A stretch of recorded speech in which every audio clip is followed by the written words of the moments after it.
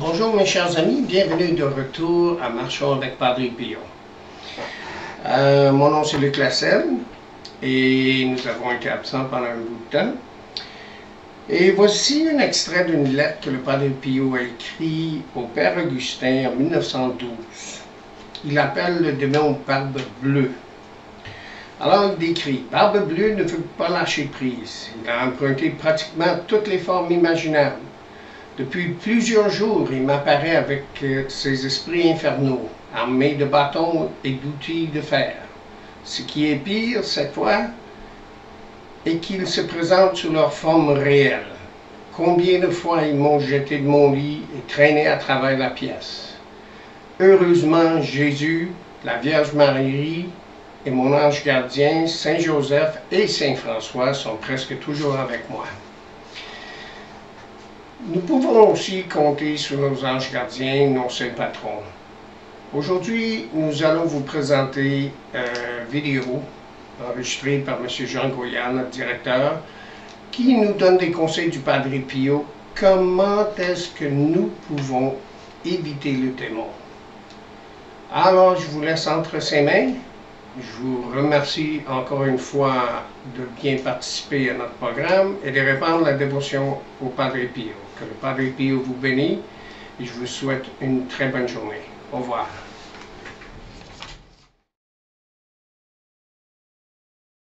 « 13 conseils du Padre Pio à ne pas manquer. Chers amis, fidèles du Padre Pio, bonjour, mon nom est Jean Goyard et vous assistez au programme Marchons avec Padre Pio.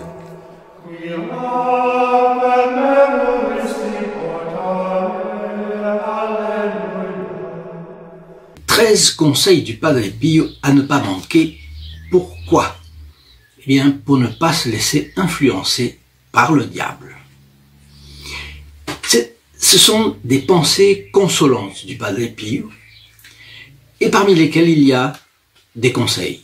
Donc, je vous laisse faire la part entre les conseils proprement dits et les pensées consolantes. Mais vous allez voir que c'est extrêmement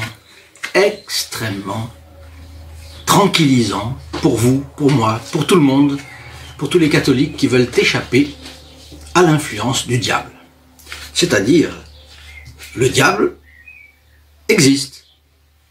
Vous savez qu'il y avait au XIXe siècle un courant très positiviste et au fond ça se résume à cela: je ne crois ni à Dieu ni à diable. Mais depuis un certain nombre d'années, on voit arriver en France quantité de blasphèmes, quantité d'outrages à l'Église catholique au nom du diable.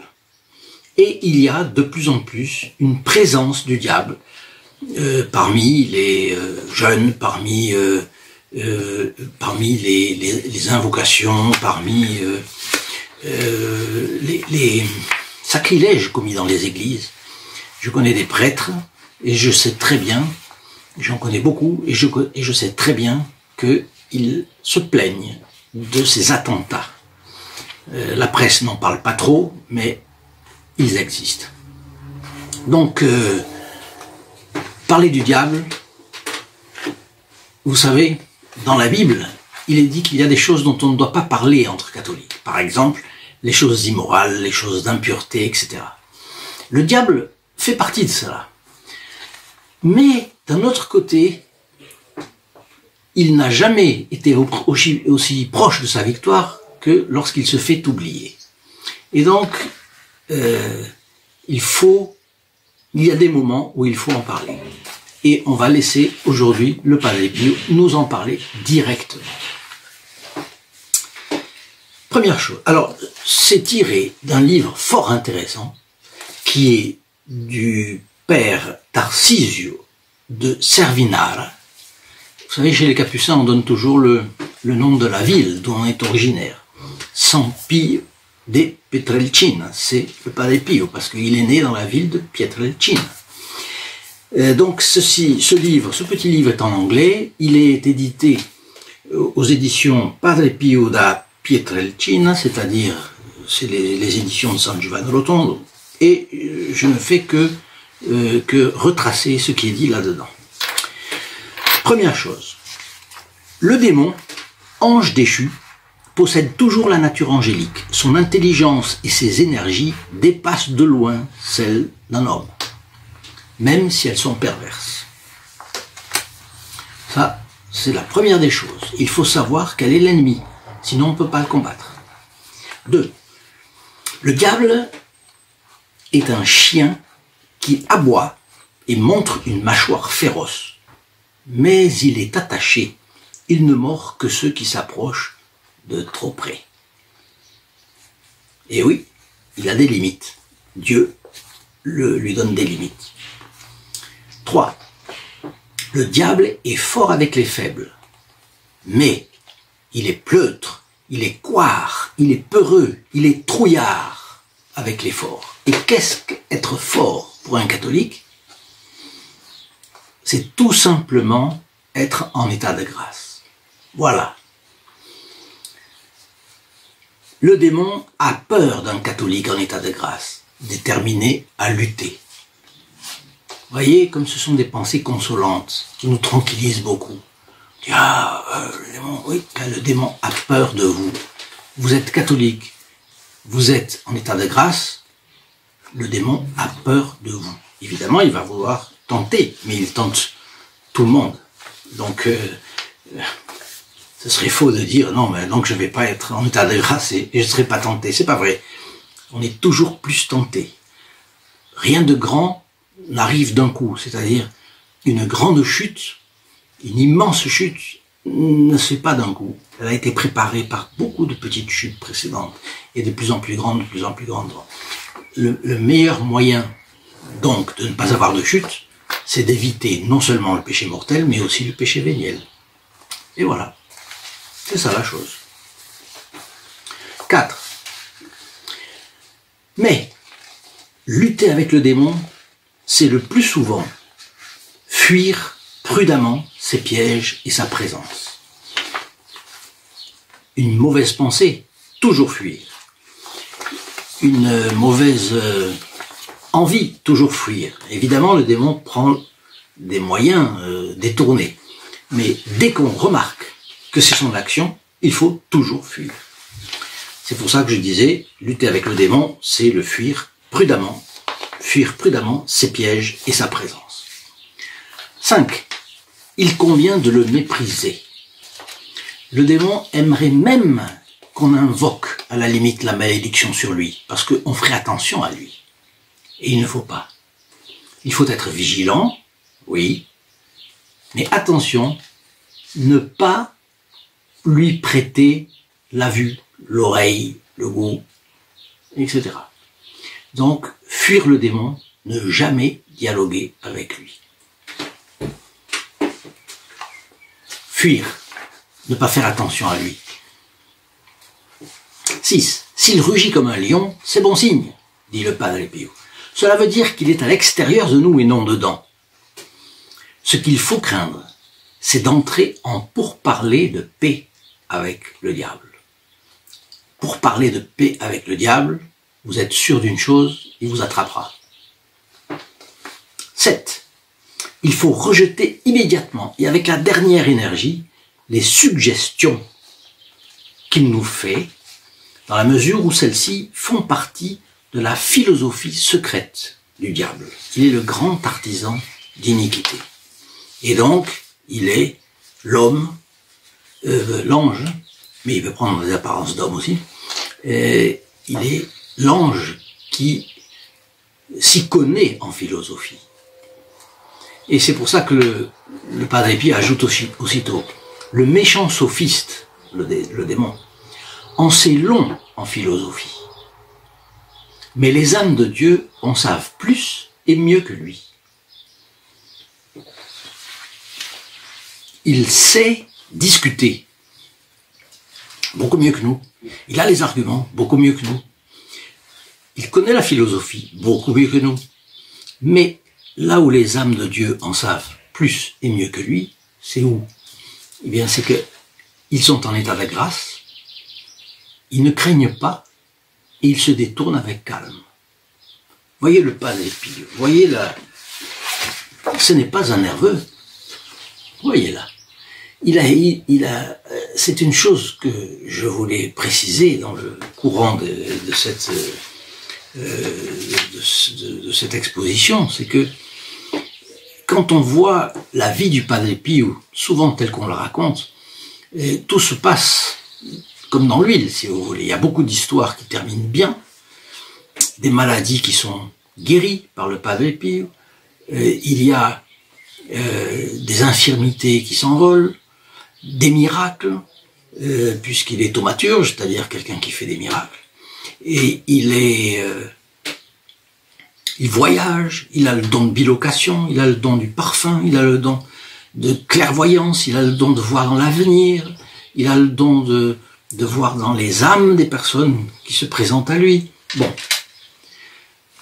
La contrepartie, qu'est-ce que c'était? C'était que depuis son jeune âge, depuis petit, il a eu, il est vrai, des apparitions de son ange gardien, très fréquentes, à un moment donné, Notre Seigneur, la Sainte Vierge, mais il avait aussi des apparitions affreuses du diable. Le diable l'a poursuivi quand il était enfant, sous la forme d'un chien, d'un horrible, monstrueux chien. Il se réfugiait dans l'église, et il y avait... il a été ensuite jeté par terre, blessé, et ça c'était régulièrement. Autrement dit, le Padre Pio, il avait tout son travail, et lorsqu'il se retirait pour se reposer, il se reposait un tout petit peu, parce que le reste était le combat contre le démon. La souffrance du Padre Pio, c'était une souffrance nuit et jour, nuit et jour. Ce qui fait que on ne peut pas avoir une vision rose du Padre Pio, ce serait une grosse erreur. Donc je reprends le méchant sophiste, en sait long en philosophie, mais les âmes de Dieu en savent plus et mieux que lui. Et oui, parce que dans la mesure où ils sont résignés, où ces âmes sont résignées, dans la mesure où elles acceptent la souffrance que Dieu envoie, et dans la mesure où elles, surtout, avant toute chose, elles sont en état de grâce, alors elles savent très bien que même si l'iniquité peut imaginer des ruses de toutes sortes, le pouvoir du prince de ce monde ne peut bouger toujours et partout comme il l'entend, comme il le voudrait. Il n'est pas absolu et sans limite. Il est contraint, il est réduit, il est limité, il est attaché comme un chien féroce. 9e conseil. La manière subreptice utilisée par le démon pour faire tomber dans ses filets les cœurs qui aiment Dieu, c'est les faire désobéir. Ah, et oui, quand on est un moine, et il en parlait là, désobéir à son supérieur, à son père spirituel, à son confesseur. Aujourd'hui, si la personne n'a pas un bon confesseur, c'est désobéir à sa conscience, désobéir au commandement de Dieu, au commandement de l'Église, se mettre dans une position de critique stupide vis-à-vis du clergé, par exemple. J'ai entendu, depuis quelques années, vous savez bien, des personnes qui critiquent les prêtres, sous prétexte que quelques-uns ont failli. Même s'il y en avait beaucoup qui avaient failli, ça ne changerait absolument rien. Nous avons le devoir d'obéir à la Sainte Église catholique, apostolique, romaine. Et cela, aucune erreur humaine des autres ne peut nous donner un prétexte à ne pas obéir à l'Église. Et voyez là, si la personne a un bon confesseur, alors il doit obéir à son bon confesseur. Évidemment, l'obéissance, cela s'entend. C'est pas si le confesseur vous dit jetez-vous dans la Seine, ou dans la Tamise, ou dans le Tibre, ou dans le Danube. Évidemment, vous n'allez pas le faire. Donc c'est en matière spirituelle, voyez, parce que en matière personnelle, nul n'est bon juge. Et donc, en se remettant à quelqu'un qui est son supérieur, on est sûr de ne pas se tromper. Voilà. Voilà pourquoi le Padre Pio parle de cela. Donc, ce qu'il veut, c'est le démon, c'est prendre les habits d'un ange de lumière, qu'il était d'ailleurs autrefois, et il aimerait de cette façon nous montrer qu'on peut être soi-même, pas obéir à son père spirituel. Ah, mais oui, mais c'est que le père spirituel voit beaucoup mieux. Il a l'habitude, il a l'expérience, il a la grâce. 10e conseil. L'action de Satan est très différente de l'action de la grâce. Celle-ci illumine et console, tandis que celle-là tourmente et agite. Et donc, si vous vous êtes tourmenté, ou agité, ou troublé, vous savez que là, il y a l'influence du démon. Et c'est ça qu'il faut absolument fuir. Si vous avez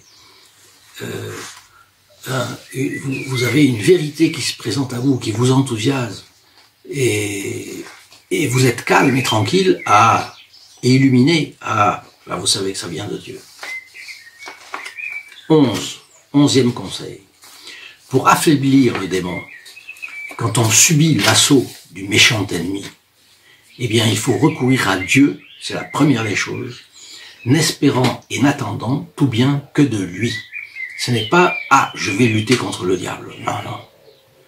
Il n'y a aucun homme capable de le faire, sauf un prêtre investi par la Sainte Église du pouvoir d'exorcisme. Un prêtre, d'abord il faut qu'il soit prêtre. Deuxièmement, investi par l'évêque du diocèse en qualité d'exorciste. Toute autre personne qui va vous dire « Je lutte contre le démon », pas du tout. N'ayez pas confiance, ça n'existe pas. Le démon est plus malin que tout. Pourquoi est-ce que quelqu'un qui est investi par l'Église du pouvoir d'exorciser peut faire face? C'est parce qu'il y a les grâces que l'Église confère. Et ça, elle le confère à un prêtre qui a reçu le sacrement de l'ordre, et là c'est différent. Là c'est tout à fait différent. Il parle au nom de l'Église. Au nom de l'Église, il expulse Satan, ça c'est très bien. Mais quelqu'un qui s'invente, non, ça tient pas le coup, ça tient pas la route. Donc, recourir à Dieu, n'espérant et n'attendant tout bien que de lui. 12e conseil. Ne pas s'attarder volontairement sur ce que le mal insinue. Seul celui qui fuit gagnera le combat. Seul celui qui fuit gagnera le combat. Le Padre Pio est sage comme tout. Et 13e conseil, bannir les peurs, les angoisses, les pensées déformées, la pitié de soi-même. Chaque parole là suffirait, dans tous ces conseils, on les passe très vite, chaque parole suffirait à une conférence pratiquement d'un prêtre. Pourquoi? Parce que, vous voyez, les peurs, les angoisses irrationnelles, là le démon se cache. Il s'en sert pour nous troubler, pour nous agiter, pour nous perturber. Et après, quand on sera un peu déstabilisé ou beaucoup déstabilisé, à ce moment-là, il se présente avec une tentation. Et la personne hésite. Rien qu'hésitant, c'est déjà trop. Les pensées déformées, je ne sais pas à quoi là il fait allusion, il faudrait décider, il faudrait penser un peu, consulter. Les pensées déformées, c'est soit dans l'ordre de l'intelligence, soit dans l'ordre de la morale, dans la doctrine, ça peut recouvrir beaucoup de choses. La pitié de soi-même, c'est atroce. Le catholique doit voir en face les obstacles et affronter les obstacles. Si on peut, on les évite, si on ne peut pas, on les affronte. Et on prie avant. Mais avoir pitié de soi-même, c'est quelque chose d'épouvantable. La personne commence à être sentimentale, romantique, et elle pense qu'elle est incomprise, et ensuite elle commence à penser que les autres la traitent mal. Vous voyez, l'orgueil, l'amour-propre s'y met avec, etc. La pitié de soi-même est une porte ouverte à toutes les tentations. Et le démon, parfois, nous fait regarder dans nos âmes l'orgueil, le manque d'humilité, les chutes, les passions méchantes. Tout cela, c'est aussi un piège de Satan pour nous enlever le courage. Le but de Satan, c'est de décourager les âmes vertueuses. Évidemment, c'est ça. Et il veut les arrêter sur le chemin de l'amour. Déjà, il les arrête sur le chemin de l'amour. Après, il leur fait prendre pitié d'elles-mêmes. Alors, on n'en sort plus. Avec l'égoïsme, l'amour-propre et tout le reste, on n'en sort plus. Le Padre Pio continue. Jésus est toujours auprès de ces âmes. Et dans aucune circonstance, il ne leur permettra de tomber sous le joug de l'ennemi. Surtout si elles se consacrent à lui d'une façon particulière. Ah! On peut se consacrer à Jésus-Christ d'une façon particulière. Ah oui. Eh oui. Et là, Satan n'obtiendra jamais de les vaincre. Le diable ne peut jamais blesser des âmes consacrées à Jésus. Le Seigneur ne permet pas que le dur vent du Nord souffle sur les petits jardins spirituels de ces âmes. Le vent du Nord sec qui dessèche les champs, les rendant arides et tristes. Dieu ne permettra pas que cela vienne. C'est fort intéressant. Je m'arrête un instant sur cette phrase. Surtout si ces âmes se consacrent à Jésus-Christ. Et vous le savez certainement, Saint Louis Grillon de Montfort a écrit son traité de la vraie dévotion à la Sainte Vierge sous l'inspiration de la Sainte Vierge. On garde jusqu'à aujourd'hui sa table que j'ai eu la grâce de voir. La table sur laquelle Saint Louis Grillon de Montfort a écrit son traité de la vraie dévotion. C'est la consécration à la très Sainte Vierge. La consécration comme esclave, en plus. Esclave, non pas à la manière des Romains, mais esclave dans le sens de confier à la Sainte Vierge Marie tout ce qui nous appartient. C'est une chose sur laquelle nous reviendrons, parce que cela vaut vraiment, vraiment la peine de le savoir. Mais voyez, se consacrer à notre Seigneur à travers la Sainte Vierge, et avec l'intercession du Padre Pio, voilà, c'est une chose parfaitement possible. Pourquoi pensez-vous que nous avons pensé à tout simplement une famille de protégés du Padre Pio? C'est justement parce que ces personnes prient les unes pour les autres, se sentent plus sous sa protection, se sentent plus lui appartenir. Et le Padre Pio ne garde pas pour lui les choses, il le donne à la Sainte Vierge. Et la Sainte Vierge le donne à son divin enfant. Et il n'y a pas d'égoïsme dans les saints. Donc là, vous comprenez que nous avons trouvé cette idée-là, que un groupe de personnes se consacrent spécifiquement au Padre Pio, peuvent prier les uns pour les autres, les unes pour les autres. Quand il y en a une qui demande, alors les autres prient. Ensuite, évidemment, ce sont des personnes auxquelles nous demandons un sacrifice pour nous permettre d'avancer plus loin. Parce que ce sont les plus proches du Padre Pio, donc on leur demande aussi un petit sacrifice pour nous permettre d'avancer et de faire plus l'apostolat du Padre Pio. Voyez-vous, d'un côté, le livre dont je vous ai parlé plusieurs fois est sur le point de sortir. Deuxièmement, cette belle estampe du Padre Pio, eh bien, vous pouvez l'obtenir avec un simple clic sous cette vidéo dans votre téléphone portable. Vous développez la chose avec la petite pointe noire qui se situe à la gauche de votre écran, et vous verrez. Vous pouvez l'avoir gratuitement, c'est très simple. Par contre, le groupe des protégés du Padre Pio, eux, en ont plusieurs, peuvent diffuser autour d'eux, ils reçoivent des médailles, ils ont la messe dans leur bénéfice, la messe du vendredi, de tous les vendredis de l'année, parce que c'est tout à fait normal que nous les remercions d'une manière spécifique, étant donné qu'ils font ces sacrifices dont je vous ai parlé. Et ainsi, nous avons une possibilité de développer cet apostolat du Padre Pio en grand. Vous comprenez pourquoi, avec sa souffrance, ses prières, la messe qu'il disait, qu'est-ce qu'il faisait? Il exorcisait le démon par sa présence, par ses prières, par ses jeûnes. Bon, il était tout le temps jeûne. Le Padre Pio est quelqu'un qui peut beaucoup dans le monde d'aujourd'hui. Il peut beaucoup par sa présence auprès de nous pour exorciser le démon qui, malheureusement, est le prince de ce monde, est encore plus prince de ce monde aujourd'hui qu'il ne fut dans le passé. Et voilà pour quelles raisons nous sommes en train de lutter. Autrement dit, aujourd'hui, ce n'était pas des fatinhos, des petits, comme on dit en portugais, ou des fioretti, comme on dit en italien. C'est même pas des petits faits. C'était les grands conseils, des conseils de grande sagesse du Padre Pio pour lutter contre le démon.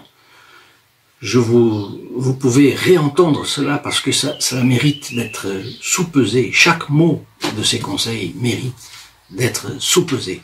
Je vous souhaite donc une très bonne journée, une très bonne semaine. Je vous rappelle de bien vouloir mettre votre like. Attention, partagez cette vidéo.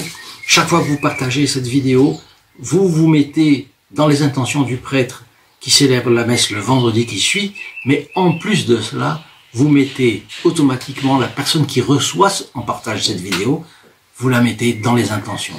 Donc vous pouvez faire un cadeau immense, n'est-ce pas? Je pense que avoir des messes dites pour soi, là aussi c'est une manière qui s'ajoute aux autres. Une messe qui a une valeur infinie, dite pour soi, ça exorcise beaucoup le diable. Évidemment, il faudra bien penser après à une bonne confession. Il ne faut pas prendre les grâces qu'on reçoit et comme si c'était des perles jetées au port. Pas du tout, attention. Ensuite, il faut une bonne confession. Rien ne remplace une bonne confession. Donc je vous laisse sur ces mots. Je vous souhaite vraiment la bénédiction du Padre Pio pour vous, pour les vôtres, pour vos familles. Et je vous dis à demain. Au revoir. In nome del Padre, del Figliolo e dello Spirito Santo, e così sia. Sia lodato Gesù e Maria, oggi e